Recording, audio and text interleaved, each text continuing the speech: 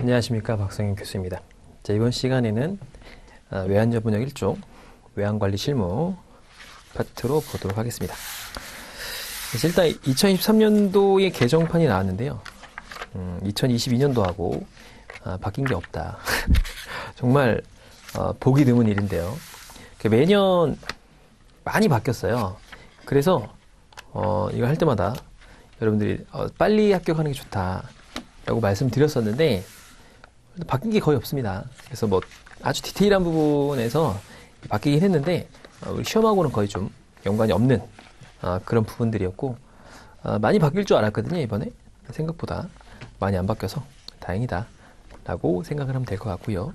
자, 그 다음에 이제 외환관리 실무가 가장 중요하죠. 왜냐면은 뒤에 이제 외국환 거래 실무하고 겹치는 부분들이 많기 때문에 이 파트가 가장 중요하다라고 생각을 하시면 될 것 같아요. 자, 일단 교재로 가시면 총론이 나오죠. 일단 1장에 외국환 거래법이라고 나옵니다. 자, 외국환 거래법을 보기 전에 5페이지로 가면은 이 무역에 관한 3대 법이 있어요. 5페이지로 가면. 그러니까 뭐 대표적으로 이 외국환 거래법이 있고요. 무역의 3대 법규. 자, 외국환 거래법이 있고, 그 다음에 대무역법이 있죠. 그러니까 대무역법은 우리 뒤에 조금 나옵니다. 원래 없었는데 5년 전인가 그때부터 이제 들어왔어요. 그러니까 빨리 합격을 해야 됩니다, 여러분들. 내용이 들어왔습니다. 어디로 가냐면 뒤로 쭉 가시면 나오죠. 이 대무역법규라고 해서 384페이지에 나오거든요. 자, 이게 있고 관세법 있어요. 관세법. 관세법은 안 배우니까 다행입니다. 이거 배우시면은 암기할 게 1000가지가 넘어요. 안 배워도 됩니다. 자, 그래서 이 외국환 거래법이 여기 나오는데 업무 하시는 분들이 가장 어렵다라고 하죠. 외국환 거래법이. 이게 왜냐면은 거의 다 이제 케바케라고 하죠. 케이스 바이 케이스. 그때 달라요. 그렇죠? 자, 그다음에 이 교재의 특징이 뭐냐면 페이지가 어느 정도 가시면은 부록이 많습니다. 그래서 교재가 딱 보면 400쪽이 넘는 것 같은데 사실상 409페이지로 끝나고 부록이 많습니다. 다행이죠. 안 봐도 됩니다. 부록은. 혹시라도 업무 하시는 분들은 다 서식이 은행에 다 있을 거예요. 그걸 활용하면 되죠. 그쵸? 그럼 은행에서 이걸 별도로 만드느냐? 별도로 안 만들고 이거 그대로 씁니다. 특이하게도 대부분의 은행이 그대로 다 써요. 그렇기 때문에 서식을 여러분들이 아마 은행에서 많이 보셨을 겁니다. 자, 그러면 그 5페이지로 가보면 법규가 있는데 외국환 거래법이 있죠. 근데 그 법무로만 돼 있는 게 아니라 이게 이제 시행령하고 거래 규칙, 거래 규정이 있고 그다음에 취급 지침 같은 게 있어요. 그러니까 은행에서는 주로 이제 법이라고 하는 외국환 거래법, 시행령이 있죠. 그러니까 요거를 참조하고 자, 그다음에 거래 규정은 거의 보진 않고요. 업무 취급 지침이 있습니다. 기타에 보면. 그래서 외국환 은행이, 그러니까 여러분이 한국은행 금감원을 볼 리가 없잖아요. 그래서 취급 지침이 있는데 이 세 가지를 동시에 이 교재에서 때려 넣은 거예요. 그러니까 한 가지 사항에 대해서 법, 시행령, 취급 지침 이렇게 별도의 규정들이 있어가지고 그걸 따로따로 본다는 게 사실상 굉장히 어렵거든요. 이게 같이 나와 있어요. 그러니까 되게 헷갈리죠. 왜냐? 두서없이 막 나오니까 솔직히 뭔가.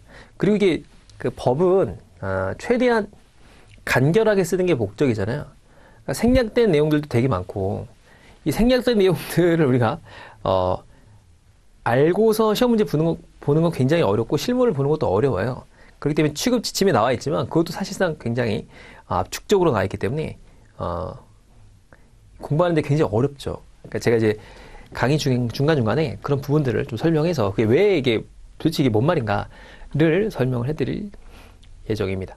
자, 밑에 보면은 대무역법이 있는데 대무역법은 뒤에 조금 나오고 그 다음에 외국인 투자 촉진법도 잘 안 나옵니다. 그러니까 그 뒤에 조금 나오긴 하는데 맨 뒷부분에 나와요. 근데 거의 시험에 안 나오니까 대무역법은 한두 문제 정도 나올 수 있어요. 근데 나오는 게 정해져 있기 때문에 그것만 보시면 되고 굉장히 많은 내용이 아니고 일부만 발췌해서 우리 교재에 나와 있습니다. 자, 어찌됐든 이 세 가지를 다 배우는 거다. 요것도 한두 문제 나올 수 있다. 이렇게 이해하시면 될 것 같아요. 자, 그 다음에 2페이지로 다시 넘어가 봅시다.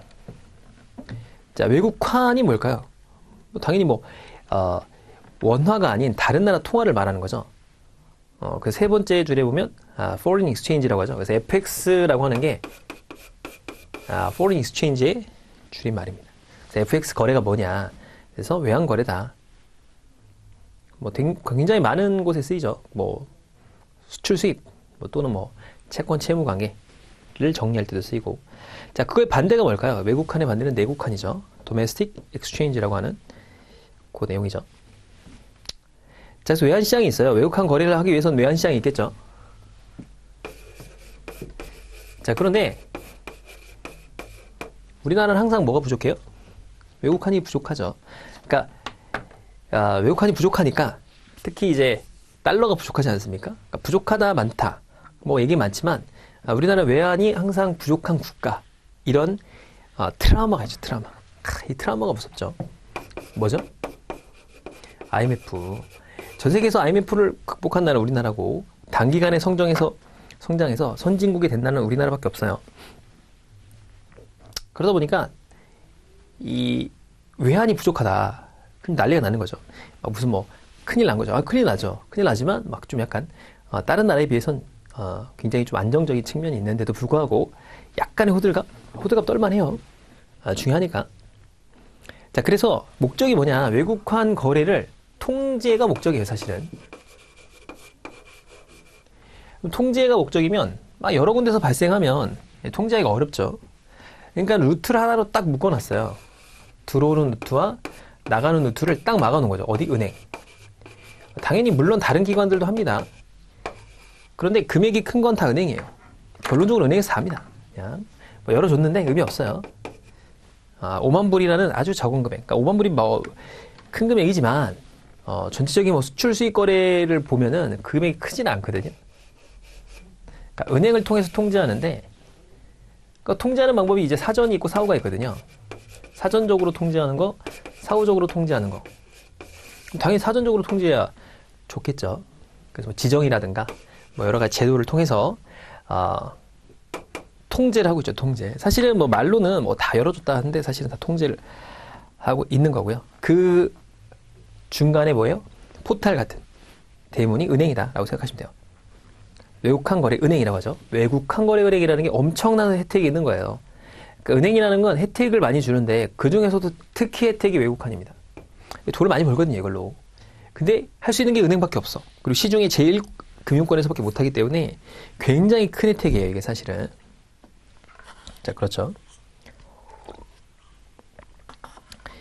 중요한 건 없고 거기 3번에 외국환 거래법이라고 돼 있죠. 원래 관리법이었어요. 관리법. 관리하겠다. 이제 없어지고 거래법으로 바뀌었죠. 그러니까 거래하게 해주겠다 라는 거다. 그래서 거기 보면은 1994년 외국환 관리법이 거래법으로 바뀌었다. 그러니까 관리를 안 하고 이제는 거래하게 해주겠다라는 거죠. 전 세계적으로 외화를 쉽게 사고 팔 수 있는 나라는 많지 않아요. 중남미 국가나 이런 나라들은 달러 못 삽니다. 개인들이. 개별적으로 살 수가 없어요. 굉장히 제한적이거나. 근데 참고로 우리나라는 얼마까지 가질 수 있죠? 달러를 얼마까지 가질 수 있죠? 무제한으로 가질 수 있습니다, 여러분들. 그러니까 밖으로만 안 나간다면, 밖으로 나가는 것도 상관없지만, 무제한으로 살 수 있어요. 그러니까 제한은 없다. 그 대신에 관리는 해주겠다, 이런 얘기죠. 자, 네 번째, 대외거래 원활화. 대외거래, 그러니까 무역거래라든가, 그러니까 여러분이 갖고 나가는 무역의 거래. 그래서 증여성 거래라든가, 여행 가는 거 많죠. 요즘 여행 많이 가니까.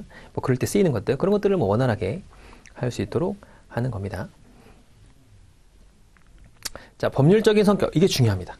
이 외국환 거래법은 여러분이 위반하면 굉장히 큰 시련을 겪게 돼요. 강력한 법이기 때문에 법률적으로 강행법규에 해당돼요. 그러니까 무슨 얘기냐면 강행법규라는 게 뭐죠? 강행법규? 몰랐다고 처벌받지 않는다는 거예요. 그러니까 여러분이 예를 들어서 형법 강행법규거든요. 예를 들어 내가 지나가다 사람을 때렸어요. 다치겠어요. 그럼 제가 처벌을 받겠죠. 근데 제가 그러는 거예요. 몰랐는데 내가 사람을 때리면 안 되는 걸 몰랐는데 어쩌지? 그럼 처벌 안 하나요? 처벌하죠. 그죠? 내가 사람 찔러가지고 다쳤어요. 아, 난 사람 찌르는 게 잘못된지 몰랐는데? 그렇다고 해서 처벌받지 않나요? 처벌받죠. 당연히 이거 다 아는 건데, 근데 외국한 거래법을 몰랐어요. 몰라가지고 위법을 했어. 처벌 안 받나요? 받습니다. 그게 강행법규예요. 그러니까 모르면 큰일 나요. 근데 이게 사람이라는 게 이게 외국한을 뭐 잘 취급하진 않기 때문에 잘 모르는 경우가 많은데, 특히 뭐 실수하는 경우가 되게 많거든요. 특히 뭐냐면 외국한 은행을 통하지 않은 거래. 이게 있어요. 무조건 외국한 은행을 통해서 거래를 반드시 해야 됩니다. 뭔 말이냐? 그래서 외국한 은행을 통하지 않고 왔다 갔다 하는 게 불법이에요.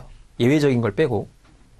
그 대표적인 거래가 이제 그 잘못되는 거래들이 뭐가 있냐면은 해외에서 그 우리 직구 같은 거 하는 거죠. 직구 같은 거 잘못하다가 걸릴 수도 있고, 또 비트코인 같은 거 잘못 거래하다가 걸릴 수도 있고, 아무튼 뭐 몰랐다. 그렇다고 처벌받지 않는 게 아니에요. 처벌받습니다. 자, 그래서 강행법규로서 단속 규정이 하나입니다. 자, 몰랐다고 해서 처벌받지 않는 거는 행위자도 걸리지만 여러분이 하는 그 거래를 도와주는 은행 직원들도 처벌받을 수 있기 때문에 조심해야 됩니다. 그 기관도 같이 처벌을 받아요.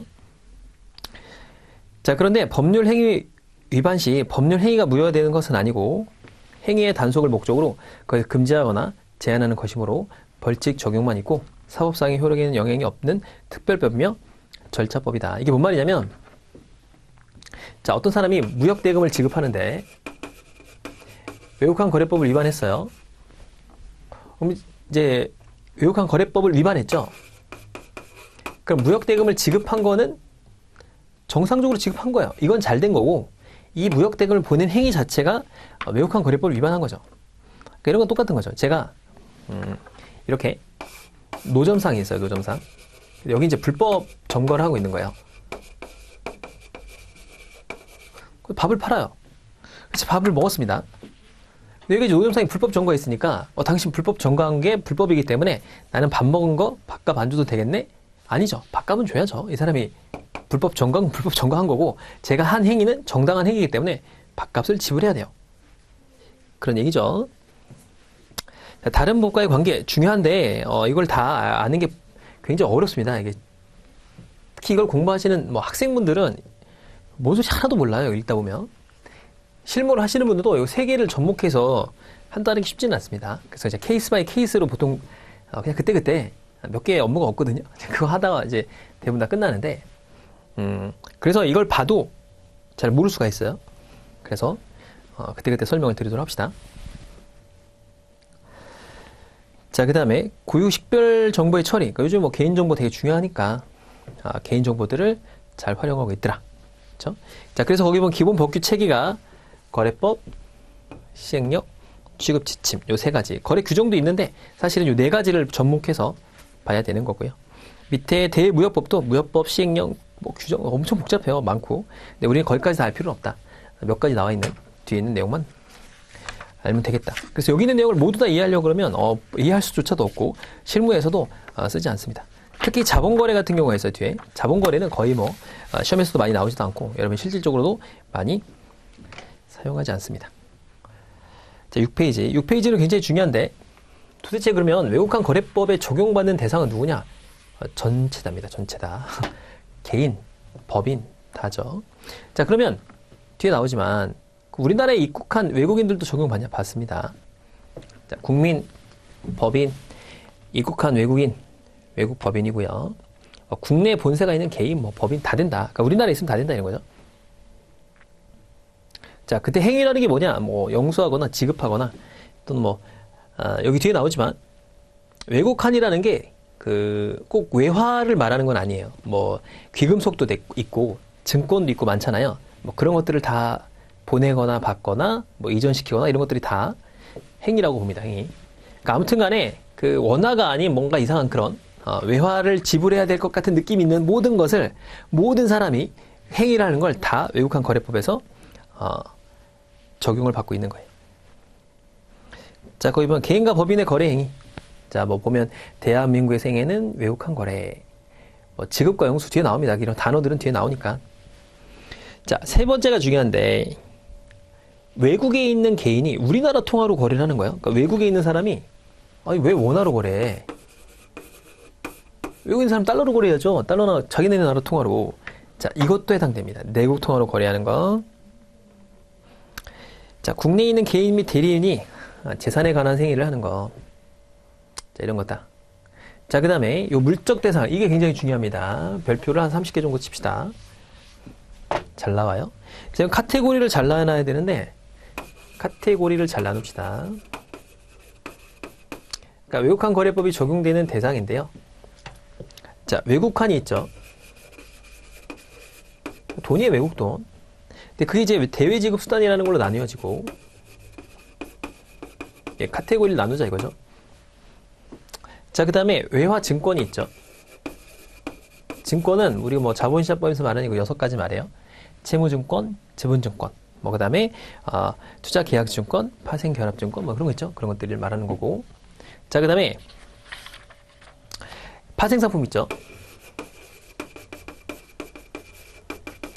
자, 요게 있고, 자, 그 다음에 네 번째로 외화 채권이 있습니다. 자, 이게 뭐냐면 이게 외국환이에요. 네 가지를 다 말하는 거고. 자, 그 다음에 내국 지급수단도 물적 관리 대상이에요. 이해갔죠? 그리고 귀국속이 있습니다. 이렇게 세 가지로 나눠진다 이거예요. 그러니까 외국환에 이어서 네 가지가 있는 거고요. 내국, 귀국속이 따로 있는 거예요. 그래서 카테고리를 잘 넣어놔라 이런 거고요. 자, 대외 지급수단에는 또 뭐가 있느냐? 통화죠, 통화. 그래서 뭐 동전, 뭐 코인, 그다음에 뭐 수표, 그러니까 보통 이제 뭐 우리가 말하는 달러 이런 건 은행권이라고 하잖아요. 수표도 있고 책, 뭐 드래프트라는 게 있어요. DD라고 하는데 디맨 드래프트 있고 뭐 트러블 책도 있고 뭐 여러 가지가 있죠. 신용장, 환원, 뭐 이렇게 약속금 이런 게 다 뭐다? 대외 지급 수단이라고 합니다. 자, 전자화폐도 있고 그다음에 이제 선불 지급 수단이라고 하죠. 뭐 KTC 같은 거 있잖아요. 뭐 기프트 카드 있죠. 돈 내면 미리 카드 주고 외국 가서 쓸 수 있는 거. 이거 다 대외 지급 수단이라고 해요. 그러니까 조심할 거 신용장, 환원 이거 다 약속금 이거 다 뭐다? 대외 지급 수단입니다. 별표 쳐놓고. 자, 외화 증권이 있고 외화 채권이 있거든요. 도대체 뭐냐? 이게 다 차이점이 있어요. 외화 증권을 잘 보면 외화로 표시되는 증권인데 여기 뭐가 들어있죠? 채무증권이라고 써있죠. 그 7페이지에. 이게 뭐예요? 채권이죠, 채권. 그러니까 돈 받을 수 있는 권리를 말해요. 자, 그 다음에 지분증권, 뭐 당연히 있죠. 주식. 외화로 되어 있는 지분증권은 다 외국환의 외화증권입니다. 자, 수익증권, 뭐 이권, 뭐 이자 받을 수 있는 권리예요. 투자계약증권, 파생결합증권, 뭐 이런 게 있다. 자, 다음 페이지. 파생상품. 외화채권. 채권이 있는데 여기 채무증권이 있다며. 채권은 뭐예요? 이건 뭐 같은 거야? 아니고 이거는 이제 국채나 회사채나 이렇게 채권을 말하는 거고요. 얘는 뭐냐? 돈 받을 수 있는 권리예요. 돈 받을 수 있는 차용증 같은 거 있죠? 이런 걸 말하는 거예요. 그러니까 얘는 채권이라는 형태로 나오는 거고 얘는 돈 받을 수 있는 권리의 모든 것을 말합니다. 그래서 거기 보면은 외국 통화로 표시된 채권이죠. 그래서 돈 받을 수 있는 권리를 말하는 거예요. 그래서 밑에 보면 모든 종류의 예금, 신탁 등으로 인해서 생기는 금전 채권을 말한다. 이해 갔죠? 자, 대외 지급, 내국 지급 수단은 뭐죠? 얘는 원화 같은 거죠. 원화 같은 걸 해외에서 거래되는 걸 말해요. 아까 그 외국인들이 아니 왜 우리나라 원화로 거래해? 이것도 우리나라의 외국환 거래법상 관리 대상입니다. 자, 귀금속. 자, 근데 거기 보면 금, 합금, 지금 뭐 땅에 나는 거 있죠. 자, 이런 것들 말해요. 자, 비유통금화. 이게 뭘까요? 비유통금화. 뭐 길드 같은 거 들어보셨나요? 뭐 비유통금화. 예전에 금화로 주화를 만들었잖아요. 그래서 그런 것들 막 그렇게 유통되지 않는 금화 이런 거 말해요. 자, 그다음에 거기 보면은 백금은 제외됩니다. 금이 있는데 백금 있죠. 골드 화이트 골드라고 하잖아요. 그래서 화이트 골드는 사면 안 돼요. 가격이 팍팍 떨어지거든요. 그래서 결혼하실 때 좀 약간 센 노란색 하면 좀 창피하잖아요. 백금 많이 하시는데 센 노란색이 더 낫습니다. 자, 그다음에 금의 경우 고가의 금속으로서 그죠? 우리가 외환보유고에도 금을 많이 따지죠. 그리고 중국도 뭐 이렇게 많이 이렇게 금을 많이 보유하고 있잖아요. 한 2,100톤 정도 보유하고 있대요. 그래서 뭐 전체 한 3,700조 뭐 이렇게 되는데 3조 7천억 달러 이 정도 되잖아요. 그 중에 뭐 한 4% 정도? 그 정도가 금으로 보여 있다고 해요. 그러니까 우리나라도 금을 많이 보유하려고 하는데 아무튼간 금은 이제 외국환이다. 중요한 게 뭐냐? 카테고리 나누기예요. 물적 대상의 요거에 요거. 다음 중 외화 채권은 물적 대상이냐? 맞죠? 자, 외국 통화는 외국환이냐? 맞죠? 채무증권은 외화 채권으로서 물적 대상이냐? 틀린 거예요. 왜냐? 채무증권은 외화 증권입니다. 자, 이렇게 보면 되겠죠? 자, 8페이지. 변천사 전혀 시험에 안 나옵니다. 옛날에 빡빡하게 봤다가 우리나라 뭐 보면은 뭐 외국환이 없잖아요. 외화가 없으니까. 그래서 그 80년대 뭐가 있었죠? 뭐 IMF가 이 1997년도 있었잖아요. 그때까지 뭐 엄청나게 원조도 받고 뭐 잘 나가다가 88 올림픽 있었잖아요. 호돌이 나오고 하다가 잘 나가다가 이제 IMF가 왔죠. 그래서 그 10페이지로 가보면은 IMF가 와가지고 뭐 일단 다 열었죠. 그래서 이제 자유변동 환율제를 도입하게 됩니다. 그러니까 우리가 그 전까지는 고정환율제도였거든요. 고정환율제도였다가 이렇게 이 자유변동 환율제도로 바뀐 게 이제 1997년도고. 자, 그 다음에 9페이지로 가보면 1992년도에 파지티브 시스템이었거든요. 파지티브가 더 나쁜 거죠. 네거티브가 좋은 거예요. 네거티브는 뭐죠? 뭐 땡땡만 빼고 다 돼 이런 거고, 얘는 땡땡만 되고 다 안 돼 이런 거거든요. 이게 더 폭넓은 거죠. 그러니까 몇 개만 제외하고 다 되는 거야. 이렇게 하는 게 훨씬 더 폭넓은 개념이니까 폭넓은 개념이고 많이 열어준 거예요. 왜냐? 우리는 외화는 소중하기 때문에 항상 보존해줘야 되거든요. 98년도 그 뭐죠? 그 응답하라 1988 보셨나요? 거기 가보면 이제 해외여행 가는 게 나오거든요. 해외여행 가는데 얼마 못 가져가요. 그리고 그때 해외여행 자유화가 되면서 여행 경비 한도가 좀 확대되면서 해외여행이 편해졌죠. 그러니까 그 전까지는 해외 나가고 싶어도 환전을 못 해요. 뭐 한도가 있어가지고. 자, 그래가지고 뭐 놀러 갈 수가 없어. 돈이 없으니까. 아니, 나가도 돈을 못 받고 나가요. 참고로 우리나라처럼 외환을 쉽게 바꿀 수 있는 나라 없다고 그랬죠. 중남미는 아예 못 바꿉니다. 달러로 못 바꿔요. 그래서 막 그 역외 시장이라고 하죠. 야매로 파는 시장들이 많잖아요. 그죠? 장외 시장이라고 하죠. 장외 시장이 훨씬 많잖아요. 자, 그렇다. 북한 같은 경우도 그 북한 통화보다는 달러를 많이 보유한다잖아요. 그래서 뭐 그 가면 아직도 김정은 뭐 이렇게 있나 봐요. 뭐 이렇게 그 집에 이렇게 벽화가 있잖아요. 그 뒤에 많이 숨겨놓는다고 하죠. 그래서 우리나라 돈으로 한 10,000불에서 20,000불 정도 있잖아요. 그럼 좀 부자다라고 해요. 그러니까 뭐 그래봐야 뭐 한 2,400만 원 정도 되잖아요. 2,600만 원 정도 뭐 부자라고 합니다. 자, 그래서 그냥 한번 쭉 읽어보시면 되는데 뭐 중요한 내용은 없습니다. 그래서 이제 뭐 점차적으로 다 열었다. 특징이 계속 오픈해서 점점 자유화되고 뭐 폭도 넓어지고 많이 보낼 수 있고 뭐 이런 거예요. 자, 그러다가 열었다가 이제 2008년도에 서프라이즈 나면서 좀 더 닫았다 이거예요. 2008년도에 확 열었는데 갑자기 그러니까 2006년도까지 계속 열었어요. 더 열겠다, 많이 열겠다. 그랬다가 2008년도에 확 줄었죠. 조금 줄였습니다. 그래서 이제 거기 보면 이제 서프라임 모기지 사태로 뭐 환율이 급등하겠고, 그죠? 그래서 좀 더 닫았다. 자, 2015년 이후. 근데 이것도 안 바뀌었어요. 그 뭐 약간 규제가 많을 줄 알았거든요. 이제 그 작년에 비트코인 같은 걸로 코인 같은 걸 이제 거래하면서 자본 유출이 좀 많이 생겼었거든요. 그래서 이제 좀 많이 뭐 닫을 거다라고 생각했는데 바뀐 거 없이 그냥 5,000불까지는 그냥 뭐 신고 없이 보내는 걸로 다 마무리되고 바뀐 게 별로 없어요. 핀테크를 이제 좀 하면서 뭐 소액 해외 송금업자, 소액 해외 이체업자 뭐 이런 걸 늘려놨거든요. 의미가 없어요, 사실. 왜냐? 아니 뭐 많이 해봐야 5만 불이기 때문에 큰 의미가 없는 그럼 핀테크 회사라고 해봐야 정작 중요한 건 못해요. 자, 왜? 우리는 외환이 소중하니까. 그래서 함부로 못한다. 자, 넘어가서 기관이 나오는데요. 기관은 뭐 이렇게 엄청 중요한 거는 없는데 일단은 가장 큰 데가 기재부잖아요. 그래서 기재부 한번 볼까요? 정책의 수립, 집행. 자, 업무 취급 기관은 뭐 은행도 있고 뭐 여러 가지가 있어요. 그래서 뭐 증권사도 있고 뭐 저축은행도 있고 많이 있죠. 뭐 그런 걸 다 취급 기관이라고 합니다. 자, 외국환 평형기금, 외평채라고 하죠. 그러니까 뭐 외국환이 바뀌면, 그러니까 환율이 막 급등락하면은 조절하는 걸 말해요. 자, 제한 및 허가, 뭐 외국환 거래의 긴급 조치. 그러니까 만약 우리나라가 외환 보유고가 뭐 급격히 떨어진다, 그럼 아마 달러 못 사게 할걸요? 바로 긴급 조치할 수 있어요. 자, 권한 위임 위탁. 예전에 그 그리스에서도 유로를 이용하잖아요. 갑자기 은행에서 유로 못 빼게, 뭐 하루에 뭐 5천 유로 이상 못 빼게 뭐 받고 이런 적 있잖아요. 그런 거 비슷한 거예요. 자, 가장 굵직한 거 한다. 자, 그 다음에 한국은행이 하죠. 한국은행 뭐 매매 파생 거래 뭐 이렇게 하는데, 중요한 내용은 없고, 기재부가 제일 잘 나와요. 그러니까 기재부에다 동그라미 치고. 자, 그 다음에 외국환 관리 업무도 합니다. 누가? 한국은행이. 자, 업무의 중개. 근데 여러분들이 한국은행에 갈 일 있냐? 있을 때가 있어요. 기재부에 갈 일도 있는데, 우리가 뭐 뒤에 나오지만 뭐 신고, 허가 뭐 이런 게 있거든요.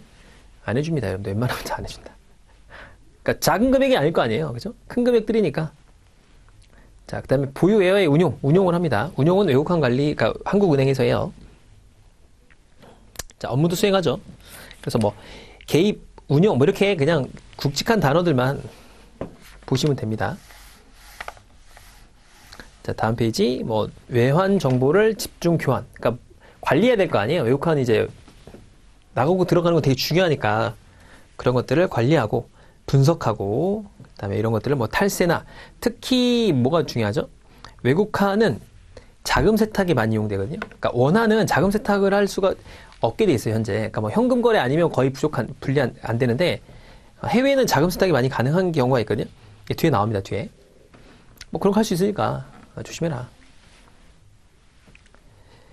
자, 외국환 평형기금, 외평채를 발행해서 하는데, 그 외국환 평형기금은 환율이 변동되거나 뭐 국가에서 기금으로 이용할 수가 있는데, 밑에 기금을 조달하는 건 첫 번째 정부 출연금 이런 게 거의 없죠. 돈이 없으니까 외평채를 발행하죠. 그러니까 우리가 이제 통화안정채권이 있고 통한채가 있고 외평채가 있거든요. 통한채는 그러니까 뭐 물가를 조절하는 거죠. 그러니까 통화를 통해서 물가를 조절하는 게 목적이고, 뭐 경기를 살리거나 뭐 이런 재정 정책이나 통화 정책을 이용하는 데 쓰이는데, 외평채는 환율 방어죠. 근데 외평채를 이용하면 안 좋은 게 이자를 많이 내야 되잖아요. 채권을 많이 발행하면. 그래서 보통 수합 많이 체결하잖아요. 다른 정부하고 수합을 체결해서 수합을 체결하면 그때그때 바꿀 수 있으니까 뭐 굳이 뭐 이렇게 이자를 안 내도 되니까. 자, 그 다음에 외국 정부나 이런 사람들이 뭐 내는 예수금. 자, 그 다음에 뭐 의무 예치금 뭐 이런 것들이 있다. 근데 보통 외평채로 환율을 조절하긴 하죠. 자, 그 다음에 기금을 운영합니다. 뭐 매매하고 이런 것들.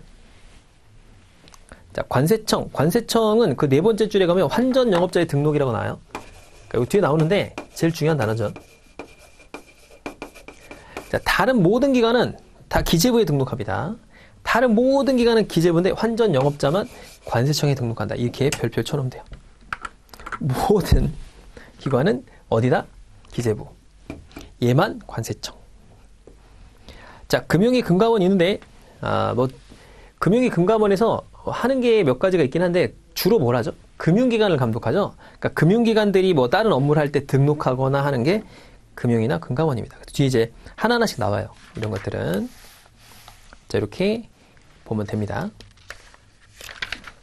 자, 그 다음에 업무 취급기관이 있는데, 제일 중요한 게 뭐죠? 은행이죠, 은행. 은행이 가장 중요하니까.